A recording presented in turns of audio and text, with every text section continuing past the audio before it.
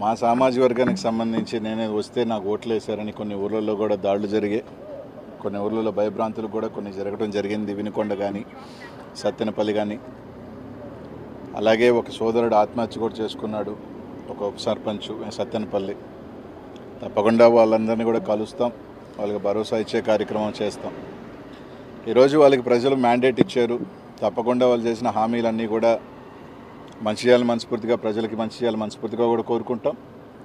వాళ్ళకి అన్ని రకాలుగా కూడా ఏదైతే వాళ్ళ కూటమికి ఇచ్చిన మ్యాండేటు, ప్రజలకు ఇచ్చిన హామీలు అన్నీ కూడా నెరవేర్చాలని కోరుకుంటాం. తప్పకుండా కూడా ప్రజాక్షేత్రంలో వాస్తవమే ప్రజలు మాకు పెద్ద ఎత్తున ఒక భారీ మ్యాండేట్ ఇచ్చారు. మా తప్పొప్పులు ఏదన్నా ఉన్నా కూడా తప్పకుండా సరిదిద్దుకుంటాం. ప్రజలకి నిరంతరం మళ్ళీ అందుబాటులో ఉండే కార్యక్రమాలు తొందరలో కూడా మళ్ళీ వాళ్ళకి కూడా కొంత అవకాశం ఇస్తాం. న్యూ గవర్నమెంట్ కాబట్టి తప్పకుండా కూడా తప్పులు చేస్తే ప్రజల పక్షాన్ని నిలబడతాం, మా కార్యకర్తల పక్షాన్ని నిలబడతాం. ఈ రోజుకి కూడా జగన్మోహన్ రెడ్డి గారు ఒంటరిగా పోటీ చేసినా కూడా 40% ఓట్ షేరు ఈరోజు జగన్మోహన్ రెడ్డి గారు సాధించుకోగలిగారు. సీట్లు రాకపోయినప్పుడు కూడా దాదాపు 40% ఓట్ షేర్తో ఈరోజు జగన్మోహన్ రెడ్డి గారు ఉన్నారు. మళ్ళీ బౌన్స్ బ్యాక్ అవుతాం, ప్రజల పక్షాన్ని నిలబడతామని చెప్పి తెలియజేస్తూ ఉన్నాం. కొంతమంది అనిల్ అజ్ఞాతంలోకి వెళ్ళిపోయాడు. ఎన్నికలైంది 4వ తారీఖున 6-7 రోజులైంది.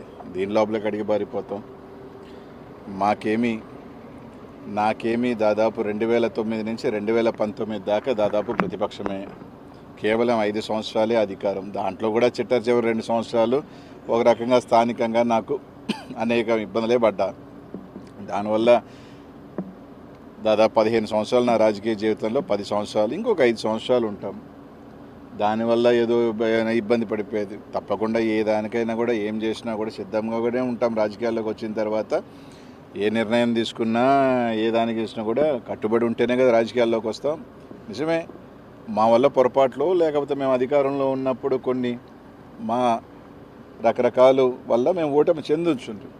తప్పు ఓటమి చెందినంత మాత్రాన దాన్ని సరిదిద్దుకొని మళ్ళీ వెళ్తాం. మాలో లోపాలేంటి? కొంతమంది చెప్తా ఉన్నారు మంత్రుల వల్ల నోటు దూల వల్ల ఓడిపోయారు, మంత్రులు దీనివల్ల ఓడిపోయారని. రైట్, నిజంగా మా పొరపాట్లు ఉంటే ఎవరైనా కానీ తప్పకుండా మా తరపున సరి చేసుకోవాలంటే సరి చేసుకుంటాం. ప్రజలు మేము అలా ఉన్నాం కాబట్టి మాకు ఈ మ్యాండేట్ ఇచ్చారు మా అందరికీ అనుకుంటే తప్పకుండా దానికి సంబంధించి సరిదిద్దుకొని ఇంకా మెరుగ్గా వెళ్తాం.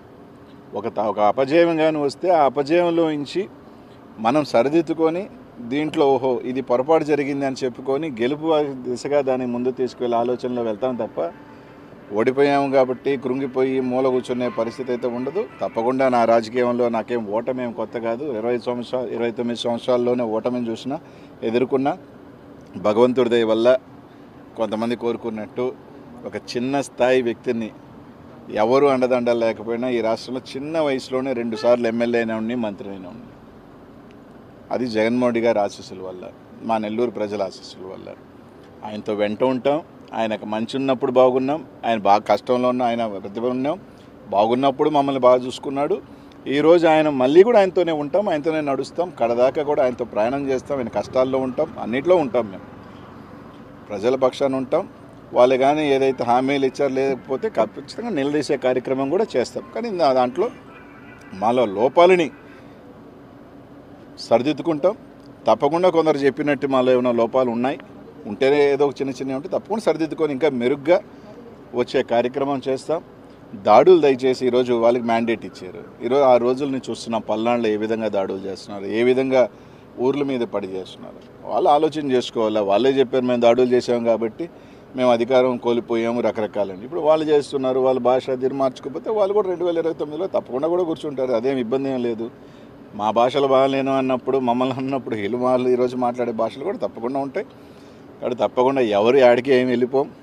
ఖచ్చితంగా వాళ్ళు కూడా ఓడిపోయినప్పుడు కొన్ని నెలల తరబడో సంవత్సరాల తరబడో వాళ్ళు కూడా ఇళ్లలోనే ఉన్నారు. అవకాశాలు ఇచ్చారు ప్రభుత్వాలకు కూడా. ఈరోజు కూడా ఖచ్చితంగా ఈరోజు అయిందే 4వ తారీఖు ఎన్నికైపోయింది.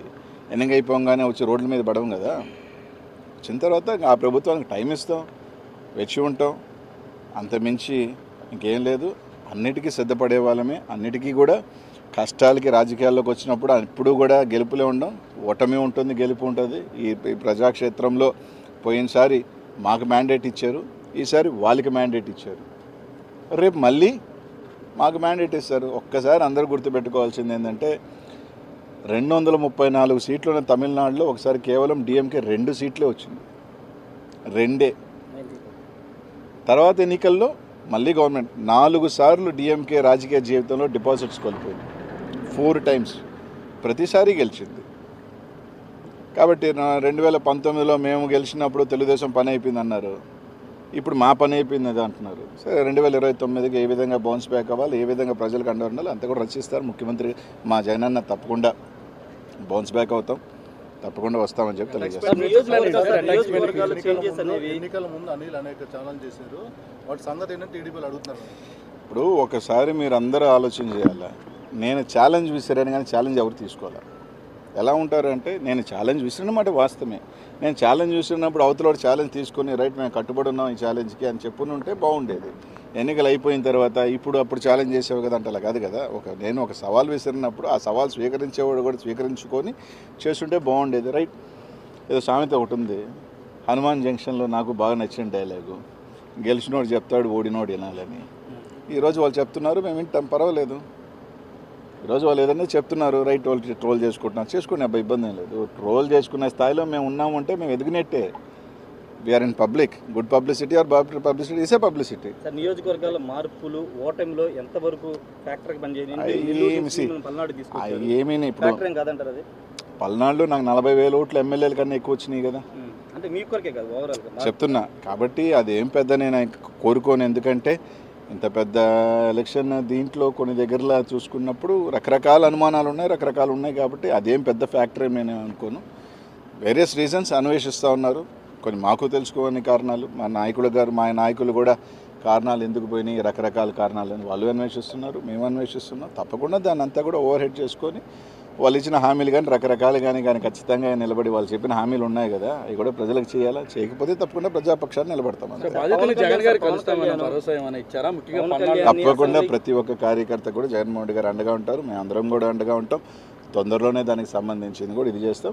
తప్పకుండానే అందరం కూడా ఎప్పుడు కూడా ఏ గవర్నమెంట్కైనా కూడా కొంత టైం అనేది ఇస్తారు, ఎవరైనా కూడా ఒక 6 months 1 year దేనికైనా కూడా ఒక స్టార్టింగ్ పీరియడ్ ఉంటుంది, వేచి ఉంటాం. తప్పకుండా వాచ్ చేస్తాం, చూస్తాం, మంచి చేస్తే తప్పకుండా మంచి చేయాలని కోరుకుంటాం. పవన్ కళ్యాణ్ అసెంబ్లీకి గేట్ కూడా తాకనివ్వని నేను అనలేదే, అసెంబ్లీకి పంపించిన అసెంబ్లీకి వెళ్ళడం చెప్పారు. నేను అనలేదే. జనసేన కార్యకర్తలు పెద్ద ఎత్తున మీ మీద ట్రోల్ చేస్తున్నారు. నేను అనలేదన్నమాట. ప్రమాణ స్వీకారం చేసి తప్పకుండా నేను చెప్పేది ఏంటంటే పవన్ కళ్యాణ్ గేట్ దాటలేదు. ఫస్ట్ ఆఫ్ ఆల్ నేను అనలేదు, అది నేను అనలేదు, పక్కన పెట్టుకోండి. రైట్, ఇదే పవన్ కళ్యాణ్ గారు గతంలో ఓడిపోయారు, ఇప్పుడు గెలిచారు, అంతే. దాంట్లో ఏముంది, రేపు అనేది మళ్ళీ ఉంటుంది కదా రాజకీయాల్లో it is a cycle. Congress party 10 years ఉంది, 15 years లేదు. చంద్రబాబు నాయుడు గారు కూడా 4 సార్లు ఓడిపోయారు, మళ్ళీ వచ్చారు కదా. అలా అని రేపు రాలేదు.